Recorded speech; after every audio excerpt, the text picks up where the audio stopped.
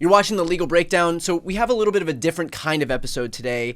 We're going to discuss the prospect of preemptive pardons that reporting is suggesting Biden might hand out to folks within his administration, in the government right now, people including Adam Schiff, Liz Cheney, Anthony Fauci, and whether we think that it's appropriate or prudent to do so. So, Glenn, I know that you have a few points that you wanted to lay out here in terms of why Biden shouldn't do this, and what I'm going to do is play devil's advocate here and argue the opposite and give kind of a full breadth of what we're looking at right now. So I know that you have some points that you wanted to lay out in terms of why Biden shouldn't be handing out preemptive pardons.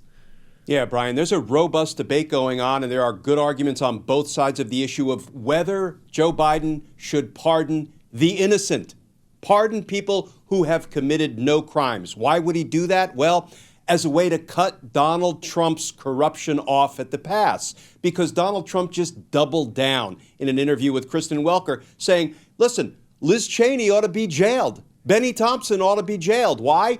Because they were members of the January 6th House Select Committee, and they investigated my crimes, and they exposed my crimes. Obviously, Donald Trump doesn't put it that way with respect to, what they were up to. He says it was all a witch hunt. They made it all up, and then they destroyed all the evidence, which, to use a legal term, is pure and utter bullshit, and everybody knows it because the evidence is available online. But Donald Trump has doubled down on lawlessness, saying, I will vindictively prosecute the innocent. So I have a series of arguments in favor of why Joe Biden should not prosecute the innocent, appealing though that approach sounds, right? Why not protect innocent folks by just giving them pardons even though they didn't commit any crimes? Well, a couple of reasons. One, they committed no crimes. Typically, we don't pardon the innocent. Joe Biden just pardoned his son, Hunter Biden, because Hunter Biden committed crimes. Now, he was treated a little bit more severely and perhaps unfairly because his last name was Biden, so the president showed him mercy in granting him a pardon. Mercy is one of the reasons,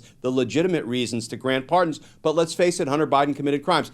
These people committed no crimes. Liz Cheney, Benny Thompson, Adam Kinzinger, Jamie Raskin, and the rest of them, they committed no crimes. So a pardon really doesn't seem to be appropriate. Now, I don't know if you want to go point by point. I'm going to give my pushback here and say that clearly they didn't commit any crimes and that there's no rational justification to do this. But that's not going to stop the fact that Donald Trump still did appoint somebody like Kash Patel and the rest of his loyalists at the DOJ, pending their confirmations, to investigate them and embroil them in these investigations anyway, for the sole purpose of basically draining them of funds, legal funds, in order to fight this stuff, and also to create a chilling effect among other people on the left to know what's coming for them if they engage in anything critical of this administration. And whereas, the Adam Schiffs of the world and the Jamie Raskins of the world are going to have the means to fight this stuff and the connections to fight this stuff,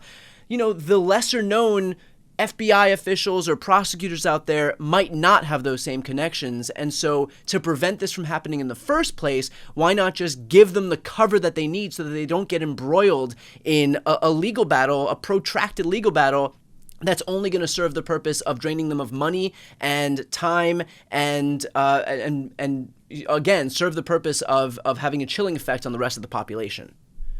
It's a great counter argument, so I think we need to drill down a little bit more on the implications of a pardon. What does a pardon really mean? Well, the Supreme Court, way back in 1915, in the Burdick case, said that a pardon carries with it an imputation of guilt. In other words, a pardon is some evidence of guilt, and if somebody accepts a pardon that a president offers them, that is some confession of guilt. Now, we can certainly hear Liz Cheney or Adam Kinzinger saying, well, wait a minute. I know the Supreme Court said a pardon suggests I'm guilty of a crime, but I'm not guilty of a crime. Well, still, what have we been arguing? Brian, what have I been arguing since I'm blue in the face about the people in Congress who requested pardons because they knew they committed crimes on and around January 6th, and they wanted to get away with those crimes? People like Matt Gaetz and Mo Brooks and Marjorie Taylor Greene and Andy Biggs and Scott Pardon Me Perry and others, right?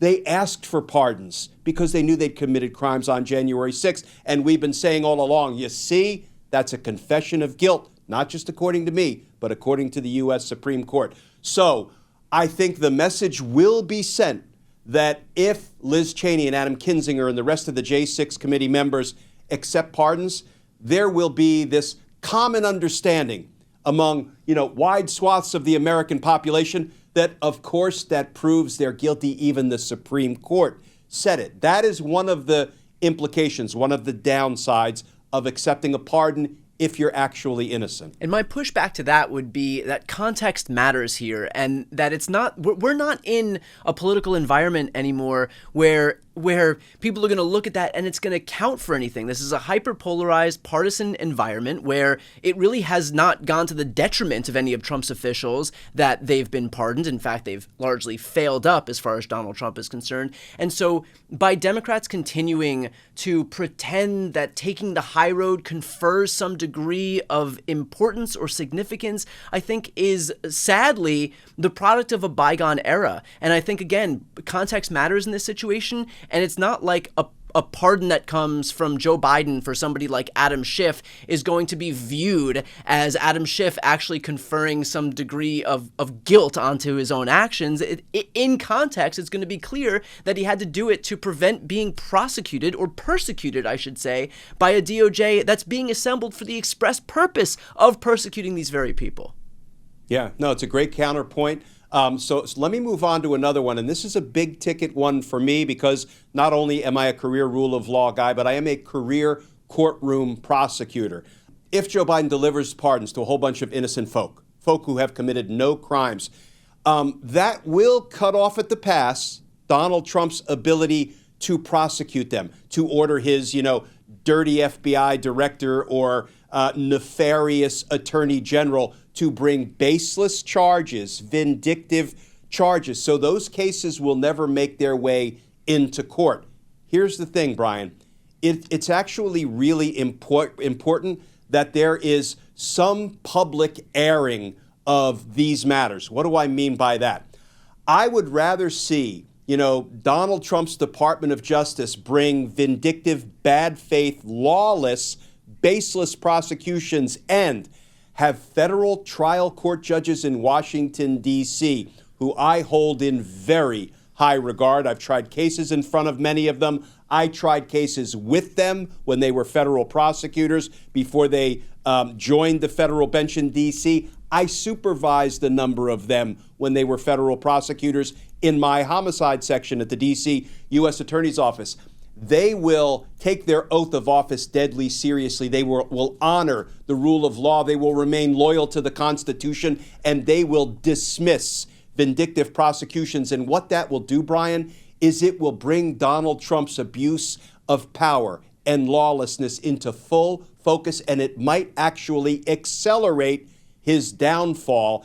And so I would rather see vindictive prosecutions fail in a spectacularly public way and have it all come home to roost on Donald Trump and his administration, rather than just having none of these cases brought because all of these innocent people have, prophylactic or blanket pardons, and that protects those cases from ever being brought in court. And that's a really compelling argument. My pushback to that would be that we are in a situation where even though the district court judges in the federal judiciary will act as a bulwark against Donald Trump's worst excesses, that there is still the possibility that this stuff could be appealed up to a U.S. Supreme Court. And the notion that we're going to leave the fortunes of these very innocent people like Adam Schiff for the crime of presiding over Trump's impeachment trial, or Liz Cheney for the crime of sitting on the January 6th committee, that we're going to leave their freedom in the hands of 6 rogue Supreme Court justices is a little too close for comfort for me.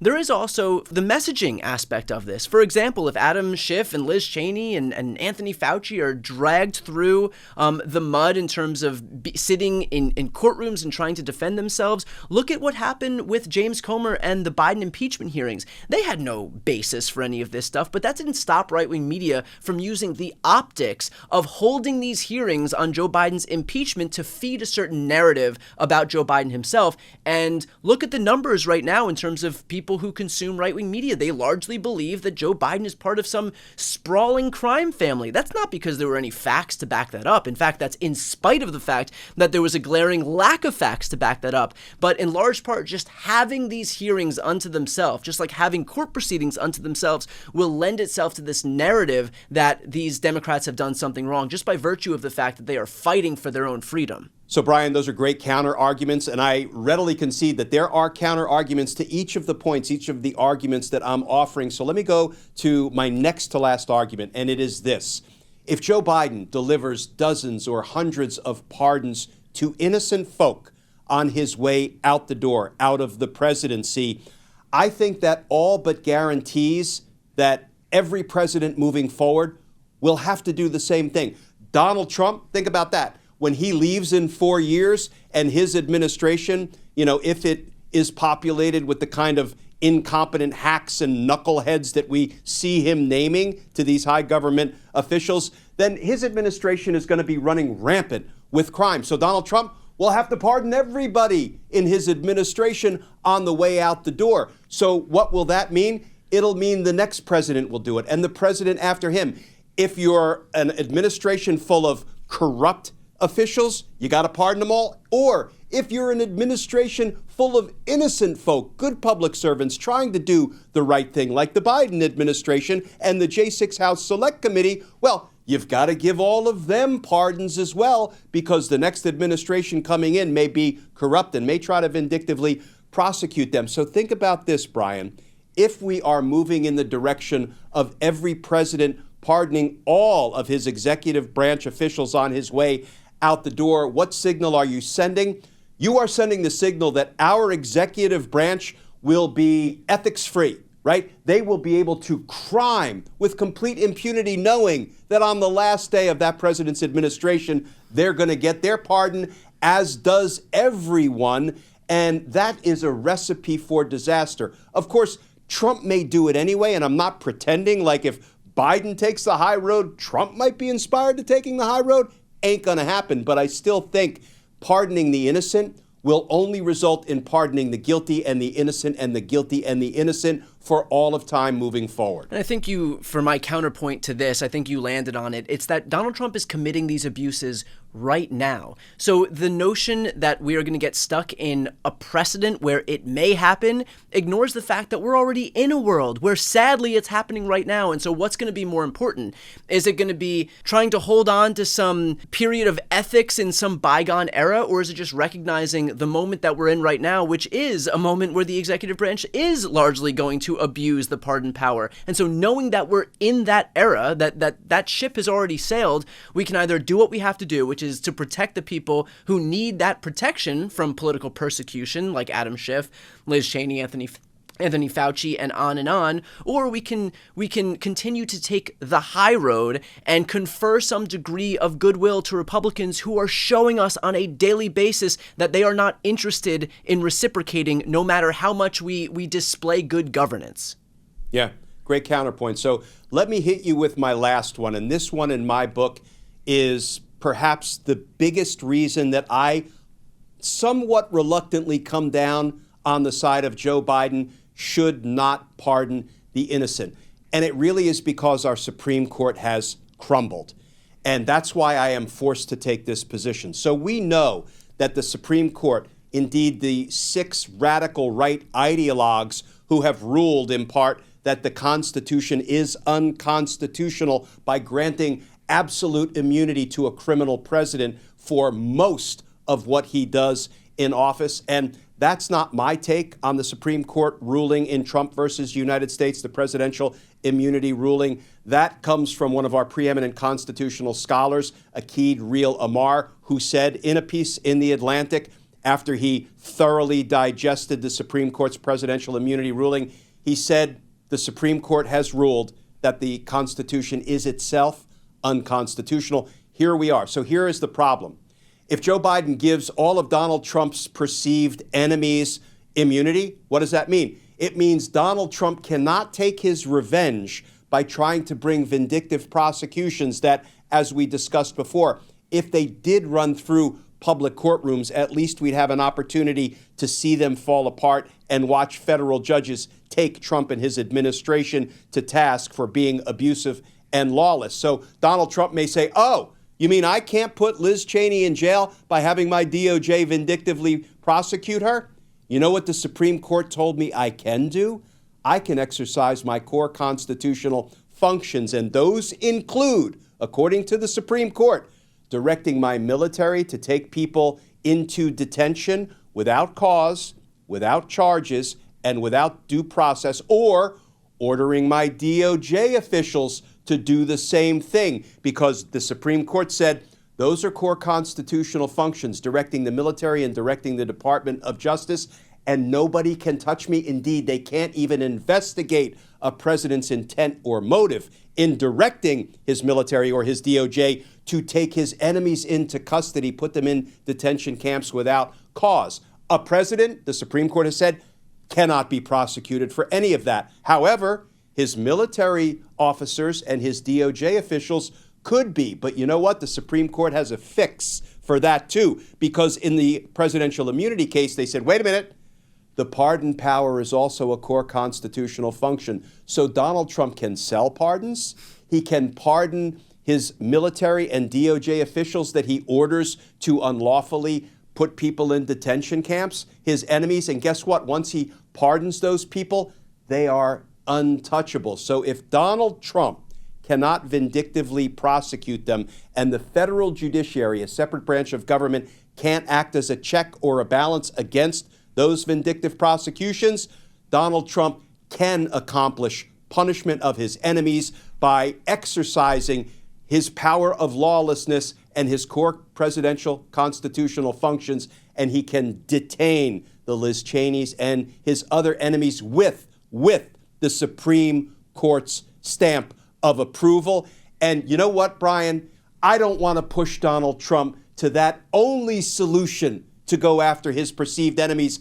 I would rather him have to run those cases through the court and watch federal judges take him to task for his abuse of power and his lawlessness. And frankly, my only pushback to that is that we may see that anyway if, to your first point, the Supreme Court becomes the final arbiter of these cases and opts to validate the cases against his political opponents. That this might happen anyway, but this was the most compelling point, and I actually have no pushback beyond just saying that we might see this anyway with the U.S. Supreme Court if they opt to validate his behavior here. But otherwise, a very, very compelling point there on the last one. So I appreciate you engaging in this back and forth. It's not often that we're not necessarily opposite sides on this issue, but I just thought it would be a fun thought experiment here, a fun debate here to kind of present both sides of this issue. And then I think let the viewers right now let us know which side they would find themselves on. So what we'll do is I will put a poll on the community tab of my YouTube channel. So go ahead and vote. Let us know whether you think that Joe Biden should issue preemptive pardons or should not issue preemptive pardons as the result of this. But Glenn, I appreciate you humoring me here and taking some pushback. And hopefully we can do other stuff like this, because I do think it adds some educational value here. For those who are watching, if you enjoyed this and you want to see more of this kind of thing, A, let us know in the comments, and also let us know in the community tab. And then B, also please make sure to subscribe to both of our channels. That's the best way to support our work. I'll put the links right here on the screen. I'm Brian Tyler Cohen. And I'm Glenn Kirschner. You're watching The Legal Breakdown.